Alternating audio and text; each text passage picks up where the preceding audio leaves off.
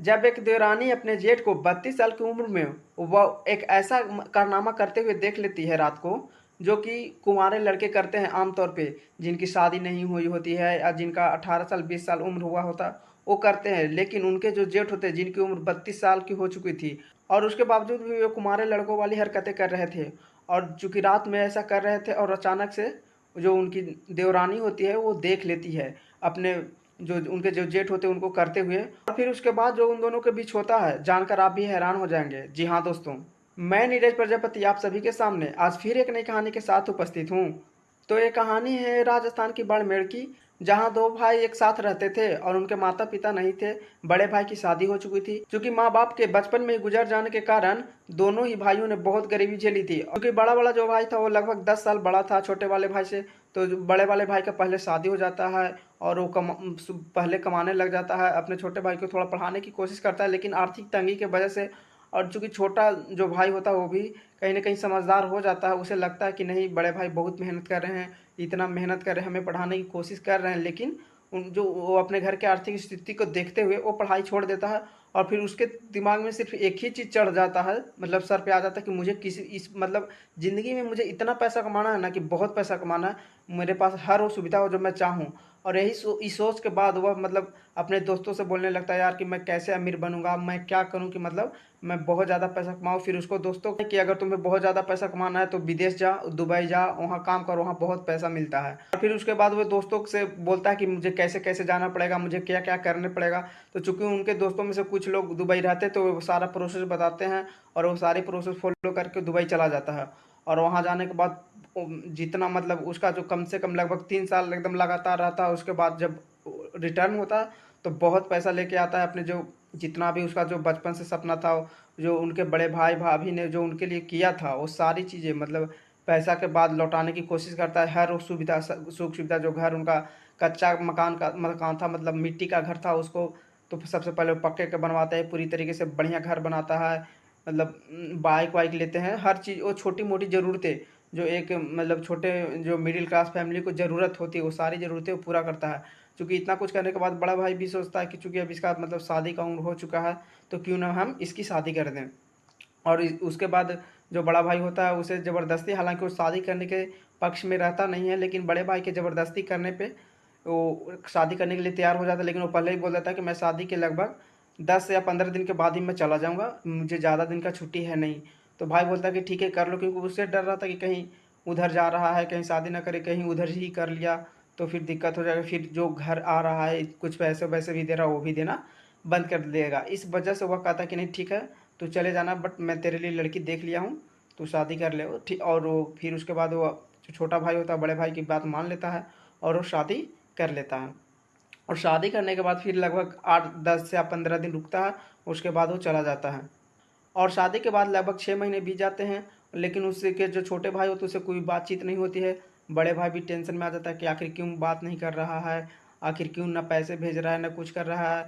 जो उनकी बड़ी भाभी होती है वो भी मतलब धीरे धीरे कहीं न कहीं उसके ऊपर, अपने पति के ऊपर गुस्सा करने लगते हैं कि आपके छोटे भाई कुछ दे नहीं रहे हैं, और अपने पत्नी को वहीं यहीं छोड़ दिए हैं, क्योंकि उसके जो छोटे भाई की जो पत्नी होती है वो यहीं रहती है।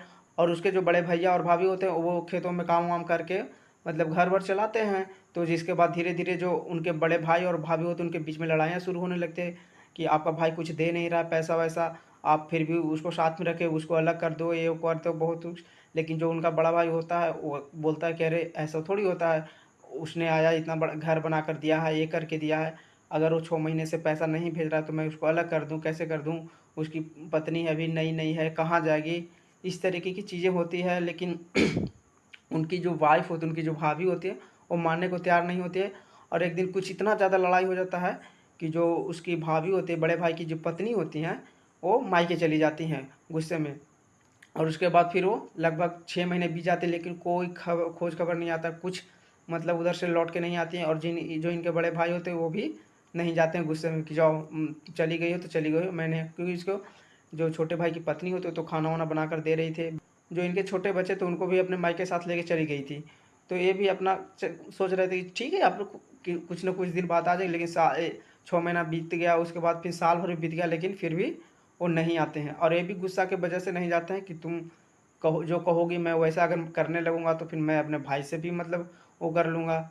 लेकिन तभी इसी बीच जो उसका छोटा भाई होता है, उसका एक दोस्त दुबई से आता है और फिर वो बताता है कि इसे उसका जो छोटा भाई वो किसी लड़की के प्यार के चक्कर में पड़ गया है, जिसके वजह से वो ना घर पे पैसा भेज रहा है ना बात कर रहा है। वो उसी के साथ अभी फिलहाल पूरी तरह से खुश है। और ये बात जब बड़े भाई को पता चलता है तो अंदर नहीं अंदर कहीं ना कहीं टूट जाता है। लेकिन ये बात उसकी पत्नी को नहीं बताता है, छोड़ देता है कि क्यों ही इसको और टेंशन दे। लेकिन फिर एक रात ऐसा आता है जो कि उसकी जो देवरानी होती वो भी नहीं सोची थी कि मेरे साथ ऐसा होगा। चूंकि उस लड़के के जो बड़े भाई थे उसकी उम्र भी 32 साल के आसपास रही होगी, और जिसके वजह से अभी उनकी भी ऐसा नहीं कि वो मतलब जवानी खत्म हो चुकी थी, उनके अंदर भी जो अभी जो एक जवान आदमी की ज़रूरतें होती है वो ज़रूरतें उसके भी थी। और चूँकि उसकी पत्नी लगभग साल भर से मायके जा चुकी थी, तो उसकी भी कुछ ज़रूरतें रही होंगी, जिसकी वजह से वो कहीं न कहीं अकेलापन धीरे-धीरे महसूस करने लगा था। उसे भी लगने लगा था मैं क्या करूँ, मैं क्या करूँ? तो फिर उसे अपने पुराने दिन याद आते हैं, जब वो कुँवारा होता है तो अपने हाथों से जो करता था काम, अपने हाथ हाथ के द्वारा ही अपना इसे मतलब एक जो होता है फीलिंग, उसको संतुष्टि करने का कोशिश करता था। तो उसको वो चीज़ें याद आती है और फिर इधर लगातार कुछ दिनों से वो वैसा ही करने लगता है। लेकिन एक दिन उसका जिस रूम में वो सोता था उसका दरवाज़ा बंद करना भूल गया था, और वो लगातार मतलब कि अपने हाथ का इस्तेमाल कर रहा था। लेकिन और तभी मतलब जो उसकी देवरानी रहती है वो आ जाती है इधर पानी वानी पीने के लिए या कुछ किसी काम की वजह से उठती है। और चूँकि उसके रूम का लाइट जला हुआ रहता है, जो उसके जेठ होते हैं उसके रूम का लाइट जला हुआ रहता है, और वो देख लेती है कि वो मतलब अपने हाथ से करने की कोशिश कर रहे हैं। और जिसके बाद मतलब वो देखने के बाद जो उनकी देवरानी होती है उसके भी मन में थोड़ा देर देखने के बाद मतलब उनको भी उसकी जो उसकी देवरानी होती है उसके अंदर भी फीलिंग जाग जाती है। उसे भी लगता है क्योंकि उसका भी जो पति होता है वो सिर्फ 10 या 15 दिन ही रुका था, उसके बाद जो गया से अब तक आया नहीं। तो उसके अंदर की जो फीलिंग लगभग साल भर से दबी हुई थी, वो उसका फीलिंग भी बाहर आ जाता है ये देखने के बाद। और फिर वो खुद को रोक नहीं पाती और देखते ही देखते फिर वह जेठ के पास पहुंच जाती है। और फिर वो बोलते हैं कि क्या कर रहे हैं आप? और तुरंत मतलब उसका जेठ भी जो होता है वो सब पका जाता है, वो घबरा जाते हैं कि नहीं नहीं कुछ नहीं कुछ नहीं। लेकिन फिर क्या कर सकती थी, चूँकि जो उसकी देवरानी है तो उसके अंदर भी फीलिंग थी और इसका तो फीलिंग था तभी वो कर रहा था। फिर वो देवरानी बोलती कोई बात नहीं, मैं भी 2 साल भर से ऐसे ही हूँ, 1.5 साल हो गए मेरे जाने के बाद, ना कुछ फ़ोन ना कुछ। मेरा भी जो सपना था वो अधूरा ही रह गया। और अभी आप भी चूँकि जेठानी हैं नहीं तो आप भी तो ऐसे हैं, तो क्यों ना हम दोनों अपनी जो है एक दूरियां हैं उसको मिटाकर कहीं ना कहीं हम अपने को खुश, एक वो जो सुकून होता है उस सुकून को हम लोग पूरा कर सकते हैं। और फिर उसके बाद दोनों के बीच में जो होना होता है वो होता है। और फिर उसके बाद से लगातार कुछ दिनों तक ऐसा ही चलता है। और ये सब होने के बाद भी जो उसके जेठ होते हैं वो देवरानी के कहने पर ही वो अपनी पत्नी को मायके से लाने जाते हैं, लेकिन वो आने से मना कर देती है कि जब तक आप उसको अलग नहीं करेंगे तब तक हम वहाँ नहीं जाएंगे। और चूंकि जिस तरीके की कंडीशन यहाँ हो चुका था उसके बाद तो ये तय हो चुका था कि वो अलग उसको नहीं करेंगे। और फिर जब वो नहीं आते हैं और उसका भाई का भी आने का कोई आसार नहीं होता है, फिर उसके बाद फिर जो जेठ होते हैं और देवरानी होते हैं वो आपस में शादी करते हैं और फिर खुशी खुशी अपना ज़िंदगी व्यतीत करते हैं।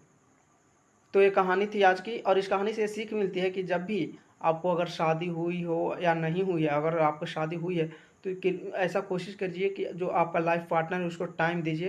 तभी मतलब कि कहीं ना कहीं कोई भी चूँकि शादी होता है उसके बाद हर किसी की अपनी अंदर एक भावनाएं होती है, एक फीलिंग होती है। उस फीलिंग को अगर आप उसके साथ शेयर नहीं करेंगे, अगर आप उसको उस तरीके का टाइम नहीं दीजिएगा तो कहीं ना कहीं इधर उधर भटकेंगे ही। तो बस मैं यही कहूँगा, कहानी अच्छी लगी तो वीडियो को लाइक और चैनल को सब्सक्राइब जरूर कीजिएगा। धन्यवाद।